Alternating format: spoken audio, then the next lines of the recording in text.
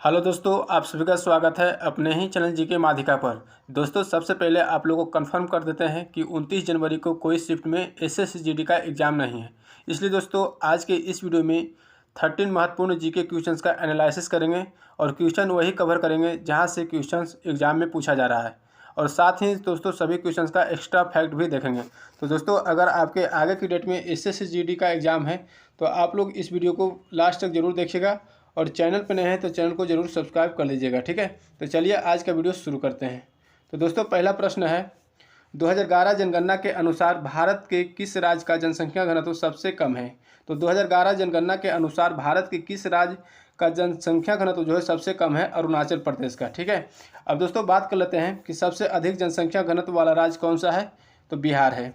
सबसे अधिक जनसंख्या घनत्व वाला केंद्र शासित प्रदेश की बात करें तो सबसे अधिक जनसंख्या घनत्व वाला केंद्र शासित प्रदेश दिल्ली है। सबसे कम जनसंख्या घनत्व वाला केंद्र शासित प्रदेश अंडमान निकोबार है। ठीक है, तो सभी फैक्ट को ध्यान रखिएगा। ठीक है, अगला प्रश्न देखते हैं। क्वेश्चन पूछा गया कि राउत नाचा लोक नृत्य कहाँ का नृत्य है।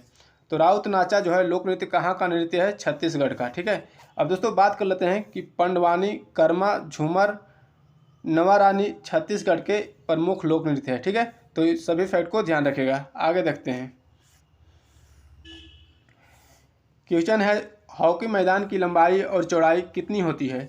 हॉकी मैदान की लंबाई और चौड़ाई कितनी होती है। तो मैदान की लंबाई 91.40 मीटर और चौड़ाई 50 से 55 मीटर होती है। ठीक है, अब दोस्तों बात कर लेते हैं कि हॉकी में गोल पोस्ट की लंबाई कितनी होती है। तो हॉकी में गोल पोस्ट की लंबाई 2.14 मीटर यानी 7 फीट होती है तथा चौड़ाई 3.66 मीटर यानी 12 फीट होती है। इसके साथ ही 23.90 मीटर यानी 25 यार्ड दोनों छोर पर लाइन होती है और इतनी ही लंबाई की लाइन मैदान के मध्य में रहती है यानी सेंटर लाइन होती है। ठीक है, तो सभी फैक्ट को ध्यान रखिएगा और हॉकी गेंद का वजन भी याद रखिएगा कि हॉकी गेंद का वजन कितना होता है, तो 155 से 163 ग्राम होता है। ठीक है, तो सभी फैक्ट को ध्यान रखिएगा। आगे देखते हैं। क्वेश्चन पूछा गया है कि the Asiatic Society of Bengal के संस्थापक कौन है। तो the Asiatic Society of Bengal की संस्थापक विलियम जोन्स है। और दोस्तों the Asiatic Society of Bengal की स्थापना कब हुआ था, तो 1984 में हुआ था। ठीक है, अब दोस्तों बात कर लेते हैं कि भारत का पहला समाचार पत्र द बंगाल गजट का प्रकाशन 1780 ईस्वी में किसने किया है, तो जेम्स हिकी ने किया है। तो सभी फैक्ट को ध्यान रखिएगा। ठीक है, अगला प्रश्न देखते हैं। क्वेश्चन है बैडमिंटन खेल की नेट की ऊंचाई कितनी होती है। तो बैडमिंटन खेल की नेट की ऊंचाई कितनी होती है, 5 फीट होती है। ठीक है, अब दोस्तों बात कर लेते हैं कि कोर्ट की लंबाई कितनी होती है। तो कोर्ट की लंबाई 13.4 मीटर यानी 44 फीट होती है, जो दोस्तों सिंगल और डबल्स दोनों के लिए होता है। ठीक है, कोर्ट की चौड़ाई की बात करें तो दोस्तों कोर्ट की चौड़ाई सिंगल के लिए होती है 5.18 मीटर यानी 17 फीट और कोर्ट की चौड़ाई डबल्स के लिए होती है 6.1 मीटर यानी 20 फीट होती है। ठीक है, और कॉर्क का वजन जो होता है 4.74 से लेकर 5.51 ग्राम होता है। और रॉकेट का वजन की बात किया जाए तो रॉकेट का वजन दोस्तों 85 से 140 ग्राम के बीच होती है। ठीक है, तो सभी फैक्ट को ध्यान रखिएगा। ठीक है, आगे देखते हैं। क्वेश्चन पूछा गया कि महात्मा गांधी किस कांड के विरोध में कैसर-ए-हिंद का उपाधि वापस लौटा दी। तो महात्मा गांधी किस कांड के विरोध में कैसर-ए-हिंद की उपाधि वापस लौटा दी, तो जलियांवाला बाग हत्याकांड। ठीक है, अब दोस्तों बात कर लेते हैं कि जलियांवाला बाग हत्याकांड कब हुआ था। तो जलियांवाला बाग हत्याकांड 13 अप्रैल 1919 को हुआ था। ठीक है, आगे देखते हैं। क्वेश्चन पूछा गया कि महात्मा गांधी ने अहमदाबाद के करीब साबरमती आश्रम की स्थापना कब की थी। तो महात्मा गांधी ने अहमदाबाद के करीब साबरमती आश्रम की स्थापना कब की, 1916 ईस्वी में। ठीक है, अब दोस्तों बात कर लेते हैं कि गांधी जी ने भारत में सत्याग्रह का पहला प्रयोग 1917 ईस्वी में कहाँ किया था, तो चंपारण बिहार में किया था। ठीक है, तो सभी फैक्ट को ध्यान रखिएगा। अगला प्रश्न देखते हैं। क्वेश्चन पूछा गया कि मौर्य वंश का संस्थापक कौन है। तो मौर्य वंश का संस्थापक कौन है, चंद्रगुप्त मौर्य है। ठीक है, अब दोस्तों बात कर लेते हैं कि हर्यक वंश का संस्थापक कौन है, तो बिंबिसार है। गुप्त वंश का संस्थापक कौन है, श्रीगुप्त है। राष्ट्रकूट वंश का संस्थापक कौन है, तो दंती दुर्ग है। सयद वंश का संस्थापक कौन है? तो खिज्र खां है। शुंग वंश का संस्थापक कौन है? तो पुष्यमित्र शुंग है। ठीक है, तो सभी फैक्ट को ध्यान रखेगा। अगला प्रश्न देखते हैं। क्वेश्चन पूछा गया कि हल्दी घाटी का युद्ध अकबर ने किसको हराया था? तो हल्दी घाटी का युद्ध जो अकबर और किसको हराया था? अकबर ने किसको हराया था? महाराणा प्रताप को हराया था। ठीक है, अब दोस्तों बात कर लेते हैं कि हल्दी घाटी का युद्ध कब हुआ था? तो 1576 ईस्वी में हुआ था। अब बात कर लेते हैं दोस्तों कि पानीपत की पहली युद्ध कब हुआ था? तो पानीपत की पहली युद्ध 1526 ईस्वी में बाबर ने इब्राहिम लोदी को हराया था। ठीक है, पानीपत की दूसरी युद्ध में दोस्तों पानीपत की दूसरी युद्ध 1556 ईस्वी में अकबर ने हेमू को हराया। पानीपत की तीसरी युद्ध 1761 ईस्वी में अहमद शाह अब्दाली ने मराठों को हराया। ठीक है, तो सभी फैक्ट को ध्यान रखेगा। अगला प्रश्न देखते हैं। क्वेश्चन पूछा गया कि 9वीं पंचवर्षीय योजना में सर्वोच्च प्राथमिकता किस पर दिया गया था? तो 9वीं पंचवर्षीय योजना में सर्वोच्च प्राथमिकता किस पर दिया गया था? न्यायपूर्ण वितरण एवं समानता के साथ विकास पर प्राथमिकता दी गई थी। ठीक है, अब दोस्तों बात कर लेते हैं कि 9वीं पंचवर्षीय योजना का कार्यकाल कब तक रहा था? तो 9वीं पंचवर्षीय योजना का कार्यकाल 1997 से 2002 तक रहा था। इस योजना का वार्षिक वृद्धि दर का लक्ष्य 6.5% रखा गया, जबकि उपलब्धि मात्र 5.4% वार्षिक वृद्धि की रही थी। ठीक है, तो सभी फैक्ट को ध्यान रखेगा। अगला प्रश्न देखते हैं। क्वेश्चन पूछा गया कि 2011 जनगणना के अनुसार सर्वाधिक शिशु लिंगानुपात वाले राज्य कौन सा है? तो 2011 जनगणना के अनुसार सर्वाधिक शिशु लिंगानुपात वाले राज्य कौन सा है? अरुणाचल प्रदेश है, और यहाँ का लिंगानुपात कितना है? तो 972 है। ठीक है, अब दोस्तों बात कर लेते हैं कि न्यूनतम शिशु लिंगानुपात वाला राज्य कौन सा है? तो न्यूनतम शिशु लिंगानुपात वाला राज्य जो है हरियाणा है, और यहाँ का लिंगानुपात 834 है। ठीक है, सर्वाधिक लिंगानुपात वाला राज्य की बात करें तो दोस्तों सर्वाधिक लिंगानुपात वाला राज्य केरल है, और यहाँ का लिंगानुपात 1084 है। सबसे कम लिंगानुपात वाला राज्य हरियाणा है, और यहाँ का लिंगानुपात 879 है। ठीक है, तो सभी फैक्ट को ध्यान रखिएगा। अगला प्रश्न देखते हैं। क्वेश्चन पूछा गया कि अन्ना अंतर्राष्ट्रीय हवाई अड्डा कहाँ स्थित है? तो अन्ना अंतर्राष्ट्रीय हवाई अड्डा कहाँ स्थित है? चेन्नई में। ठीक है, अब दोस्तों बात कर लेते हैं कि इंदिरा गांधी अंतर्राष्ट्रीय हवाई अड्डा कहाँ है? तो इंदिरा गांधी अंतर्राष्ट्रीय हवाई अड्डा नई दिल्ली में है। राजीव गांधी अंतर्राष्ट्रीय हवाई अड्डा कहाँ है? तो हैदराबाद में है। छत्रपति शिवाजी अंतर्राष्ट्रीय हवाई अड्डा कहाँ है? तो मुंबई है। लाल बहादुर शास्त्री अंतर्राष्ट्रीय हवाई अड्डा कहाँ है? तो वाराणसी में है। ठीक है, तो सभी फैक्ट को ध्यान रखेगा। अगला प्रश्न देखते हैं। क्वेश्चन पूछा गया कि ब्रह्मपुत्र नदी का उद्गम स्थान कहाँ है? तो ब्रह्मपुत्र नदी का उद्गम स्थान कहाँ है? मानसरोवर झील है। ठीक है, अब दोस्तों बात कर लेते हैं कि ब्रह्मपुत्र नदी किस खाड़ी में जाकर गिरती है? तो ब्रह्मपुत्र नदी जो है बंगाल की खाड़ी में जाकर गिरती है। ठीक है, गंगा नदी का उद्गम गोमुख हिमानी से होती है तथा बंगाल के खाड़ी में गिरती है। ठीक है, तो सभी फैक्ट को ध्यान रखेगा। अगला प्रश्न देखते हैं। क्वेश्चन पूछा गया कि भारत और श्रीलंका के बीच कौन सा जल संधि अलग करता है? तो भारत और श्रीलंका के बीच कौन सा जल संधि अलग करता है? पाक जल संधि। ठीक है, अब दोस्तों बात कर लेते हैं कि सवेज नहर जो है लाल सागर एवं भूमध्य सागर के बीच स्थित है। सवेज नहर का निर्माण 1869 ईस्वी में हुआ था। ठीक है, तो सभी फैक्ट को ध्यान रखेगा। अगला प्रश्न देखते हैं। क्वेश्चन पूछा गया कि मोहम्मद अली जिन्ना ने किसके विरोध में पद से इस्तीफा दिया था? तो मोहम्मद अली जिन्ना ने किसके विरोध में पद से इस्तीफा दिया था? रॉलेट एक्ट के विरोध में। ठीक है, अब दोस्तों बात कर लेते हैं कि रॉलेट एक्ट कब लागू हुआ था? तो रॉलेट एक्ट को 19 मार्च 1919 को लागू किया गया था, और एक्ट को काला कानून भी कहा जाता है, यानी इस एक्ट को काला कानून भी कहा जाता है। ठीक है, तो सभी फैक्ट को ध्यान रखेगा। अगला प्रश्न देखते हैं। क्वेश्चन पूछा गया कि भारतीय संविधान में नीति निर्देशक सिद्धांत किस देश से लिया गया है? तो भारतीय संविधान में नीति निर्देशक सिद्धांत किस देश से लिया गया है? आयरलैंड से लिया गया है। अब दोस्तों बात कर लेते हैं कि मौलिक अधिकार वित्तीय आपात किस देश के संविधान से लिया गया है? तो मौलिक अधिकार वित्तीय आपात जो है अमेरिका के संविधान से लिया गया है। ठीक है, संविधान संशोधन की प्रक्रिया का प्रावधान किस देश के संविधान से लिया गया है? तो दक्षिण अफ्रीका के संविधान से लिया गया है। ठीक है, प्रस्तावना की भाषा समवर्ती सूची का प्रावधान किस देश के संविधान से लिया गया है? तो प्रस्तावना की भाषा समवर्ती सूची का प्रावधान जो है ऑस्ट्रेलिया के संविधान से लिया गया है। एकल नागरिकता जो है किस देश के संविधान से लिया गया है? तो एकल नागरिकता ब्रिटेन के संविधान से लिया गया है। ठीक है, तो सभी फैक्ट को ध्यान रखिएगा। अगला प्रश्न देखते हैं।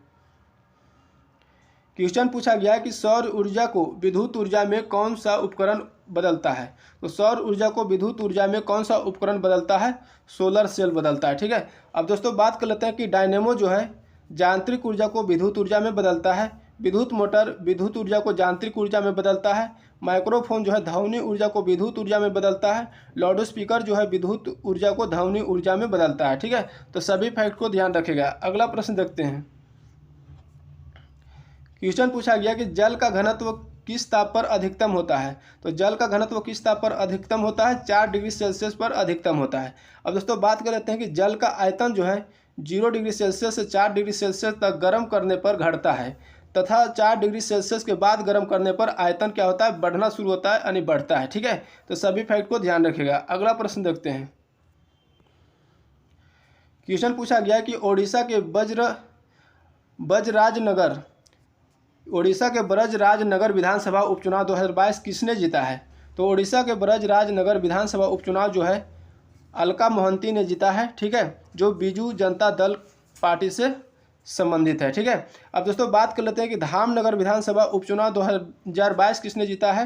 तो धामनगर विधानसभा उपचुनाव 2022 जो है सूर्यवंशी सूरज ने जीता है, जो बीजेपी पार्टी से है। ठीक है, पदमपुर विधानसभा उपचुनाव 2022 किसने जीता है। तो पदमपुर विधानसभा उपचुनाव 2022 वर्षा सिंह बिरहा जीता है। ठीक है, तो सभी फैक्ट को ध्यान रखेगा। अगला प्रश्न देखते हैं। दोस्तों क्वेश्चन पूछा गया है कि कलावती देवी चारू माथुर गोपाल सिंह किस शास्त्रीय नृत्य से संबंधित रखते हैं। तो कलावती देवी चारू माथुर गोपाल सिंह जो है मणिपुरी शास्त्रीय नृत्य से संबंधित रखते हैं। और दोस्तों मणिपुरी शास्त्रीय नृत्य जो है किस राज्य से संबंधित रखते हैं, तो मणिपुर से रखते हैं। ठीक है, तो याद रखिएगा। अब दोस्तों बात कर लेते हैं कि बिरजू महाराज, लच्छू महाराज, बिंदादीन महाराज, सितारा देवी, ये सभी दोस्तों कथक शास्त्रीय नृत्य से संबंधित रखते हैं। राजा रेड्डी, वेदांतम वेम्पति, चेन्ना सत्यम सभी जो है कुचिपुड़ी शास्त्रीय नृत्य से संबंधित रखते हैं। ठीक है, तो सभी फैक्ट को ध्यान रखेगा। अगला प्रश्न देखते हैं। क्वेश्चन पूछा गया कि तमाशा किस राज्य का लोक नृत्य है। तो तमाशा किस राज्य का लोक नृत्य है, महाराष्ट्र का। ठीक है, लावनी, मौनी, गफा, ललिता ये सभी दोस्तों महाराष्ट्र का प्रमुख लोक नृत्य है। ठीक है, 40वां हुनर हाट 2022 काला घोड़ा महोत्सव मुंबई महाराष्ट्र का प्रमुख त्यौहार है। ठीक है, तो सभी फैक्ट को ध्यान रखेगा। अगला प्रश्न देखते हैं। क्वेश्चन पूछा गया कि हॉकी के जादूगर के नाम से कौन जाना जाता है। तो हॉकी के जादूगर के नाम से ध्यानचंद जाना जाता है। अब दोस्तों बात कर लेते हैं कि भारत का शेक्सपियर किसको कहा जाता है। तो महाकवि कालिदास को कहा जाता है। ठीक है, भारत का नेपोलियन समुद्रगुप्त को कहा जाता है। लिटिल मास्टर सुनील गावस्कर को कहा जाता है। हरियाणा हरिकेन कपिल देव को कहा जाता है। भारत कोकिला सरोजिनी नायडू को कहा जाता है। निर्मल हृदय मदर टेरेसा को कहा जाता है। ठीक है, तो सभी फैक्ट को ध्यान रखेगा। अगला प्रश्न देखते हैं। क्वेश्चन पूछा गया कि भारत रत्न पुरस्कार कब शुरुआत हुई है। तो भारत रत्न पुरस्कार कब शुरुआत हुई थी। तो 1954 ईस्वी में शुरू हुई है। ठीक है, अब दोस्तों बात कर लेते हैं कि यह पुरस्कार जो है कला, साहित्य, विज्ञान, सार्वजनिक सेवा और खेल सेवा के लिए दिया जाता है। इसके मेडल में पीपल के पत्ते के आकार पर सूर्य का चित्र अंकित रहता है। ठीक है, भारत रत्न प्राप्त करने वाले प्रथम व्यक्ति डॉक्टर सर्वपल्ली राधाकृष्णन थे। और मरणोपरांत की बात करें तो मरणोपरांत सर्वप्रथम भारत रत्न पाने वाले व्यक्ति लाल बहादुर शास्त्री थे। ठीक है, तो सभी फैक्ट को ध्यान रखेगा। अगला प्रश्न देखते हैं।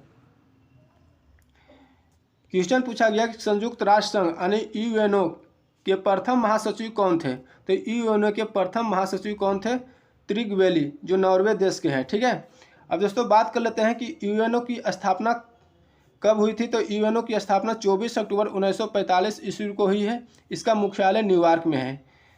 इसमें दोस्तों यूएनओ में 5 अस्थायी सदस्य होते हैं, जो अमेरिका, रूस, ब्रिटेन, फ्रांस, चीन है। ठीक है, वर्तमान में यूएनओ की महासचिव की बात करें तो वर्तमान में यूएनओ की महासचिव जो है एंटोनियो गुतेरेस है। ठीक है, तो सभी फैक्ट को ध्यान रखेगा। अगला प्रश्न देखते हैं। क्वेश्चन पूछा गया कि भारत के पहले लोकपाल कौन थे। तो भारत के पहले लोकपाल कौन थे, पिनाकी चंद्र घोष थे। ठीक है, अब दोस्तों बात कर लेते हैं कि वर्तमान में भारत के लोकपाल कौन है। तो वर्तमान में भारत के लोकपाल प्रदीप कुमार मोहंती है। ठीक है। वर्तमान में मनरेगा लोकपाल कौन है? तो NJ ओझा है। ठीक है। तो सभी फैक्ट को ध्यान रखेगा। अगला प्रश्न देखते हैं। क्वेश्चन पूछा गया कि शोषण के विरुद्ध अधिकार संविधान के किस अनुच्छेद से संबंधित है? तो शोषण के विरुद्ध अधिकार जो है संविधान के किस अनुच्छेद से संबंधित है? अनुच्छेद 23-24 से संबंधित है। अब दोस्तों बात कर लेते हैं कि वर्तमान में मौलिक अधिकार कितने हैं। तो मौलिक अधिकार वर्तमान में 6 है। ठीक है। पहला जो है समानता का अधिकार। समानता का अधिकार जो है अनुच्छेद 14 से 18 में वर्णन किया गया है। स्वतंत्रता का अधिकार अनुच्छेद 19 से 22 में वर्णन किया गया है। शोषण के विरुद्ध अधिकार अनुच्छेद 23-24 में वर्णन किया गया है। धार्मिक स्वतंत्रता का अधिकार अनुच्छेद 25 से 28 में वर्णन किया गया है। संस्कृति एवं शिक्षा संबंधित अधिकार अनुच्छेद 29-30 में वर्णन किया गया है। संवैधानिक उपचारों का अधिकार अनुच्छेद 32 में वर्णन किया गया है। ठीक है। तो सभी फैक्ट को ध्यान रखेगा। अगला प्रश्न देखते हैं। क्वेश्चन पूछा गया कि संविधान के 42वें संशोधन 1976 ईस्वी के द्वारा मौलिक कर्तव्य को संविधान में किस समिति की अनुशंसा पर जोड़ा गया है? तो किस समिति के अनुशंसा पर जोड़ा गया है? सरदार सुवर्णसिंह समिति के अनुशंसा पर जोड़ा गया है। ठीक है। अब दोस्तों बात कर लेते हैं वर्तमान में कुल कितने मौलिक कर्तव्य है? तो वर्तमान में कुल 11 मौलिक कर्तव्य है। ठीक है। 10 मौलिक कर्तव्य जो दोस्तों 10 मौलिक कर्तव्य 42वें संविधान संशोधन 1976 द्वारा जोड़ा गया है और 11वां मौलिक कर्तव्य को 86वां संविधान संशोधन 2002 में जोड़ा गया है। ठीक है। तो सभी फैक्ट को ध्यान रखिएगा। ठीक है। आगे देखते हैं। क्वेश्चन पूछा गया कि क्षमा दान की शक्ति राष्ट्रपति को किस अनुच्छेद के अंतर्गत प्राप्त है? तो क्षमा दान की शक्ति राष्ट्रपति को किस अनुच्छेद के अंतर्गत प्राप्त है? अनुच्छेद 72 के अंतर्गत प्राप्त है। ठीक है। अब दोस्तों बात कर लेते हैं कि राष्ट्रपति को अध्यादेश जारी करने का अधिकार किस अनुच्छेद से संबंध है? तो अनुच्छेद 123 है। ठीक है। राज्यपाल की अध्यादेश जारी करने का अधिकार अनुच्छेद 213 से संबंध है। ठीक है। तो ध्यान रखेगा। अगला प्रश्न देखते हैं। क्वेश्चन पूछा गया कि आंध्र प्रदेश राज्य का गठन किस वर्ष हुआ था? तो आंध्र प्रदेश राज्य का गठन जो है किस वर्ष हुआ था? 1 अक्टूबर 1953 को हुआ था। अब दोस्तों बात कर लेते हैं कि आंध्र प्रदेश के मुख्यमंत्री कौन है? तो आंध्र प्रदेश के मुख्यमंत्री जगनमोहन रेड्डी है और आंध्र प्रदेश की राज्यपाल विश्वभूषण हरिचंदन है। ठीक है। तो सभी फैक्ट को ध्यान रखेगा। अगला प्रश्न देखते हैं। क्वेश्चन पूछा गया कि भारत के प्रथम महिला राष्ट्रपति कौन है? तो भारत के प्रथम महिला राष्ट्रपति प्रतिभा देव सिंह पाटिल है। ठीक है। अब दोस्तों बात कर लेते हैं कि भारत के प्रथम महिला प्रधानमंत्री कौन है? तो भारत के प्रथम महिला प्रधानमंत्री इंदिरा गांधी है। ठीक है। भारत की प्रथम महिला लोकसभा अध्यक्ष मीरा कुमार है। भारत के प्रथम महिला राज्यपाल सरोजिनी नायडू है। भारत के प्रथम महिला IPS किरण बेदी है। सुप्रीम कोर्ट के प्रथम महिला न्यायाधीश मीरा साहिब फतिमा बीबी है। ठीक है। तो सभी फैक्ट को ध्यान रखेगा। अगला प्रश्न देखते हैं। तो दोस्तों आज की वीडियो यहीं तक रहने देते हैं। फिर मिलेंगे नए वीडियो के साथ। अगर वीडियो अच्छा लगा तो लाइक करिएगा। चैनल पे नहीं तो चैनल को सब्सक्राइब करके बेल आइकन जरूर दबा लीजिएगा। जय हिंद।